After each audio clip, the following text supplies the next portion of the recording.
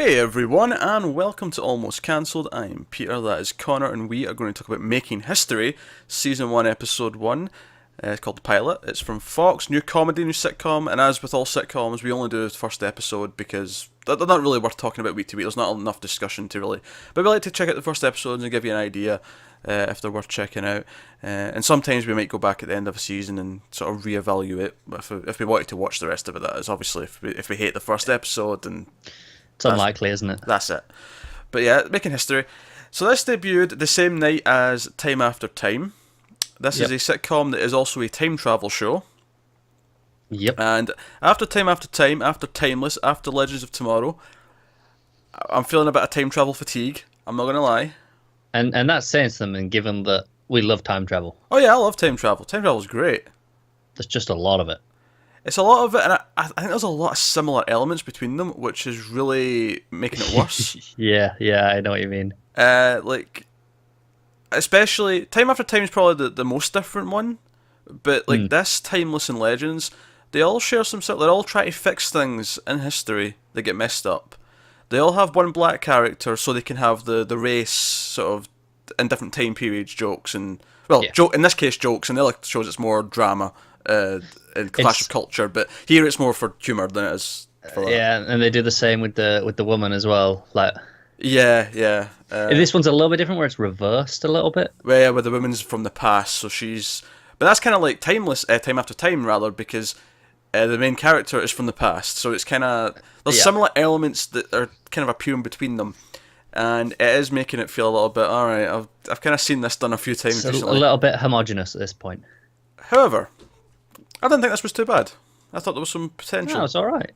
I mean, I wasn't, side-splitting laughter or anything, but there was a couple of lines that... A couple of chuckles. That cracked me up. It does move absurdly fast. Yep. There's the first half of it in particular, I felt like it was speeding through all the setup, but given that they've got 22 minutes of actual screen time to set up this plot, I get it, but... Yeah, I mean, you have that problem in a lot of sitcoms just because they're introducing characters, and this has got to throw in time travel into the mix to introduce as well. And a relatively serialized time travel plot by the looks of it. Seemingly so. I mean, I feel more than I expected. I feel like the cliffhanger at the end. We're not in spoilers, and I don't even know if we'll talk about spoilers with this. It depends. We'll see how we feel at the end. But the cliffhanger at the end, I'm sure they'll fix that by the end of the next episode, but I think each one might lead on to a new. Oh crap! Something else has been screwed up in Could be, present day. So that's kind of how I'm seeing it right now. Because that'll be its own running gag in of itself. Yeah. Do I have problems with the time travel mechanics in this? Not too much. I have one kind of problem. I'll kind of let it go because it's a comedy. So the main character, Dan, he's going back in time to around the time just before the American Revolution, just before that's supposed to be kicking off, and that's kind of what's affected by him going back. And he's got a girlfriend in the past who's our female lead, who will also be joining him in his time travel adventures, along with Chris, who is the history professor that he gets the help of when he realises, oh crap, I might have screwed history up.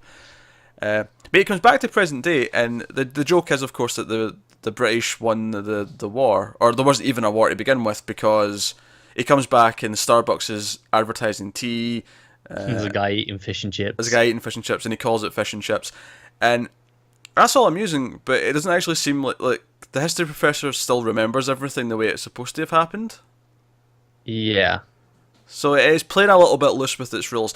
Admittedly, that's not as big a deal in this show because it is a comedy, and you kind of just let it go. It was a little bit weird because I thought, oh, nothing's changed because he was still teaching about the Declaration of Independence. I was like, okay, so nothing has changed. He's just imagining it. But yeah, he's just... the kid was just eating fish and chips because that's what it was called in the menu. He was just being paranoid. Yeah, and Starbucks just that day decided to put out a sign saying, oh, good tea today, or whatever. It didn't actually mean anything. I mean, that could be the case, but it felt like nothing actually of importance changed until they went back and found out, oh no, things have changed, we have to deal with it. Exactly. But now there's some decent jokes spread throughout. We won't mention them until we get to spoilers, because we don't want to spoil the actual punchlines and stuff like that if you've not seen it yet. The characters are okay. The main guy's a bit of a doofus. There's sort of the main running gag with him is that he uses songs and movie quotes from present day to impress people in the past. Wouldn't we all? I definitely would. And it became funnier as it went along when you see just kind of how on the nose they make it, and that was a just bit more how entertaining. much he leans into it. But it works because he knows how stupid it is. He's just doing it anyway. It was even better though because Chris, the other character, thinks it's even more stupid. Like he's calling him out on it. Like, you're doing this, Yeah. and until he realizes the benefit himself of doing it and Yeah. how it works. But yeah, the characters are fine. I mean, obviously, as with all sitcoms, Rush Pilot, you're not exactly in love with the characters yet, but none of them annoyed me. The main three characters we've got, which by the way, one white guy, one black guy, and a woman. I know. Timeless. I know. Timeless. It was so just unavoidable to draw that comparison. Yeah. But this one does at least separate itself a little bit because it is a sitcom, and it's not. Yeah. It's playing it for laughs, even though the plots they're using are still, oh, we messed something up in the past, and we have to the fix it. plot itself is very similar to, like, this could have been on Legends, say. Yeah, it could have been. Yeah. But really could it's have been. because it's played for a comedy that it gets away with it a bit more. It does. Not amazing at the gate, but certainly nothing bad about it, I would say. Enough really. that I don't think I'd be interested in watching it week to week, but I think I'd but- consider binging it. Binging it in the summer, when it's all done, Yeah. I can see that. Alright, let's do some spoilers. I want to talk about some jokes and actually talk about how to use some of these running gags. So, spoilers from this point on for the first episode of Making History.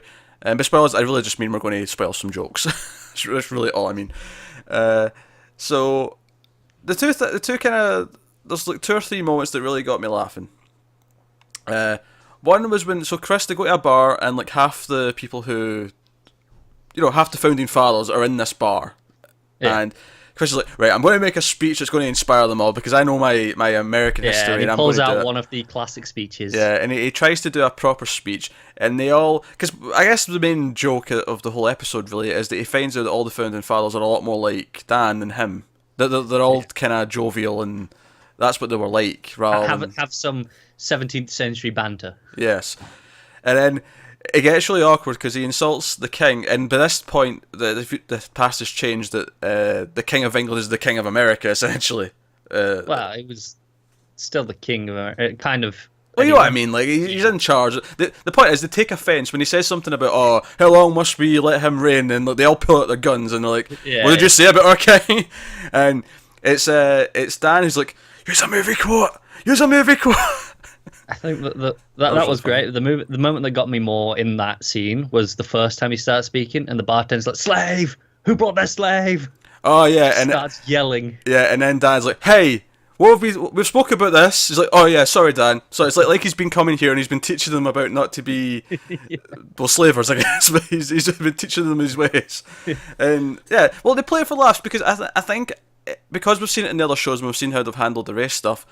In this, I was almost, oh, we're doing this again. I've seen this like multiple times recently, but because they played it for a laugh and they played it as this joke, and the black character, Chris, he keeps mentioning it, he keeps bringing it up, and he keeps addressing it, so it doesn't feel poor taste. It feels like it's definitely in good-natured fun, so it works for the show. But now, what I love about when he uses the movie quote, though, he starts just saying, "Show me the money." He just starts screaming. He does something first. I can't remember what it is, and Dad's like, "No, not a black movie. Do a white Oh movie." yeah, I think it's. I've not seen it, but I think he's quoting Friday. Right. Is it Ice Cube that's in that? I think he's quoting that. I guess we're adding to the stigma of it's not a white movie. I guess, but I've not seen it. Aren't we? Yeah, but I've not seen the particular movie he's quoting. But I think it was Friday. But then he switches to Show Me the Money. But what I like about that. First, you've got the race joke, which it shouldn't even matter because they don't know what the movies are. No, it's the way he puts on the voice though. Yeah. For each one. But even the voice, like that voice No, wouldn't be a thing in the time period. It wouldn't, but to us, it's just that. Yeah, but then he starts quoting "Show me the money." He starts saying that line repeatedly, and That's it. No, nothing else. Just that. that's what made me laugh about it though, is that it's out of context. It makes no sense on its own. I know. There's no reason why they should care about this line, and they'll start like, "Yeah, show me the money," and they'll start saying it repeatedly, and I was like, "All right, that's pretty funny." And then later on, there's a scene with John Hancock, and he's like, "Yeah, show me the money." It's like it's stuck. I'm half expecting there to be like a running gag in like present day where they see like statues and stuff with these quotes just Yeah, engraved on them because they said them so often. I'll be amused. That was right. The other one that really got me was the Titanic song.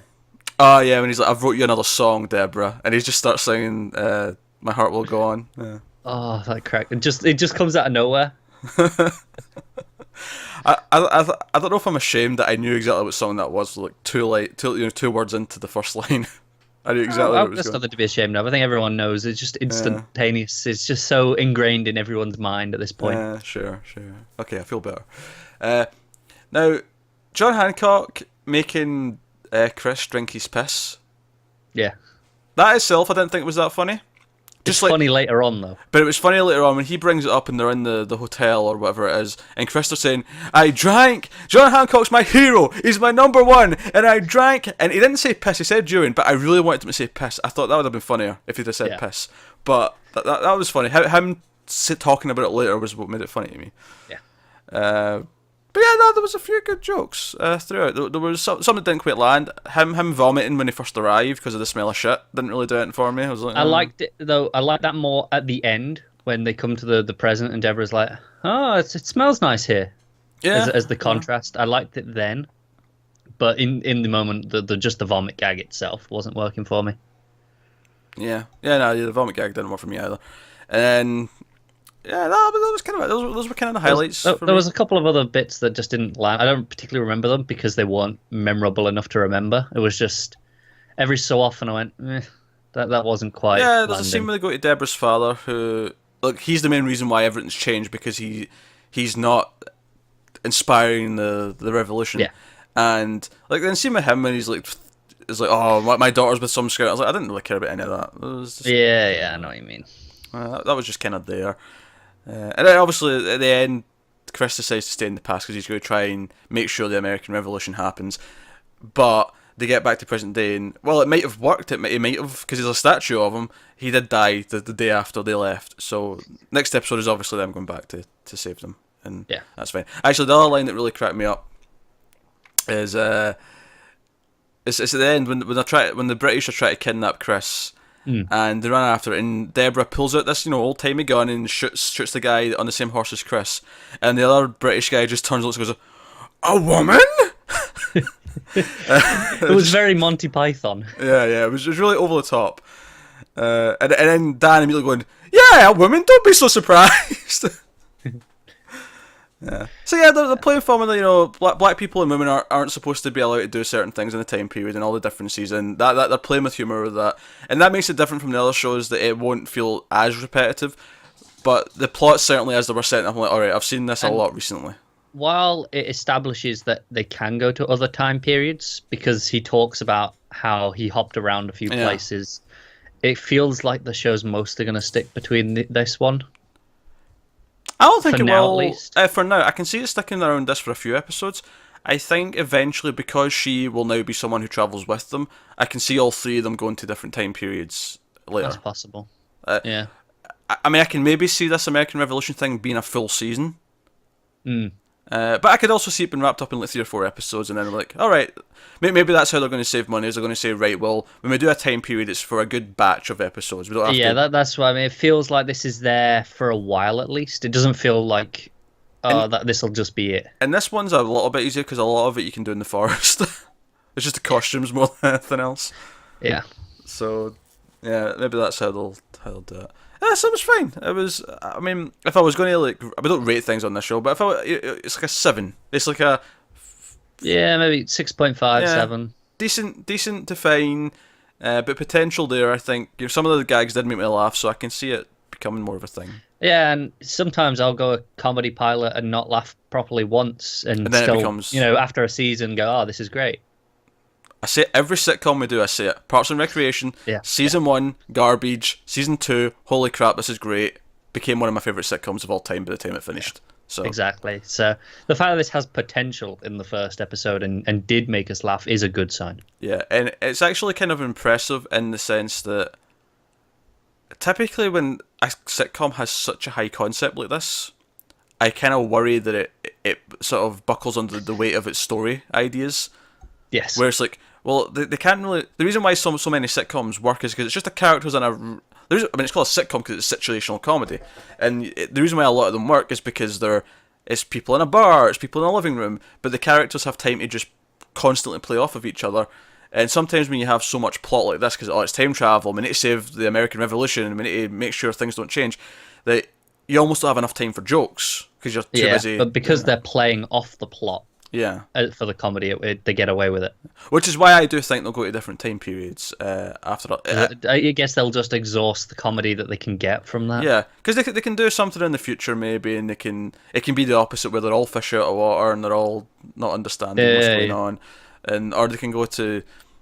That said, though, it doesn't look like the time travel bag travels. It looks like it just goes where they are, so it doesn't seem like they can go to different countries. Like they can't go to feudal Japan because they can't go to. They'd have to travel to Japan in a plane and then travel. Yeah. Which, I mean, I suppose they could do that if they have a reason to go around the world and travel to different eras and different places. Then sure. Yeah. But it's not bad. Yeah, it's fine. Give it a try. It's cool. But there you go. That's making history. Let us know what you think of it in the comments below. Like and subscribe and all that stuff. Guys on Twitter at @meld_fuzz for channel updates. Individual Twitters on the screen for general ramblings. Thanks for watching, guys. We will see you next time.